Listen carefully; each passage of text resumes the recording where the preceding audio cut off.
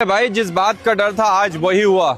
इस जंतर मंतर में कोई टारगेट नहीं हुआ, सिर्फ एक मुसलमान टारगेट हुआ जिनका नाम जुनेद भाई है। उनका कसूर यही इस बात का है कि उन्होंने 35 दिन तक लोगों को खाना खिलाया, 35 दिन तक उन्होंने पानी पिलाया, 35 दिन तक उस सड़कों की सफाइयां करी लोगों को सोने के लिए।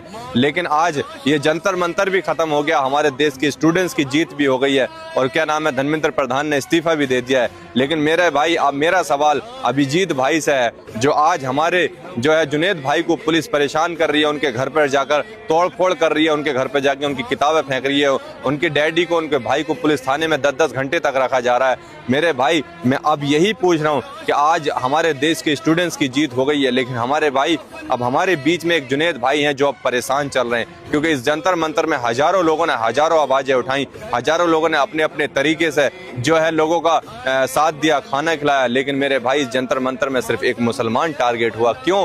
वो मुसलमान था, वो इसके ऊपर सर पे जो है टोपी थी, उसके चेहरे पे दाढ़ी थी, इसलिए टारगेट हुआ। मैं अब अभिजीत भाई से कहना चाहता हूं, अगर जिस इंसान ने 35 दिन तक तुम्हारे साथ खड़े होकर कंधे से कंधा मिलाकर लोगों को खाना खिलाया है, तो मेरे भाई अब तुम्हारा भी हक बनता है कि उस भाई को इंसाफ दिलाना, क्योंकि अब हमारे जुनेद भाई के घर पर पुलिस से पहुंच रही है, उन पर दबाव डाल रही है, उनको परेशान किया जा रहा है। क्या उनका कसूर यही रहा कि उन्होंने 35 दिन तक लोगों को खाना खिलाया? क्या उनका कसूर यही रहा उन्होंने 35 दिन तक लोगों को पानी पिलाया, सड़कों की सफाइयां करी, लोगों को सोने का इंतजाम करके दिया?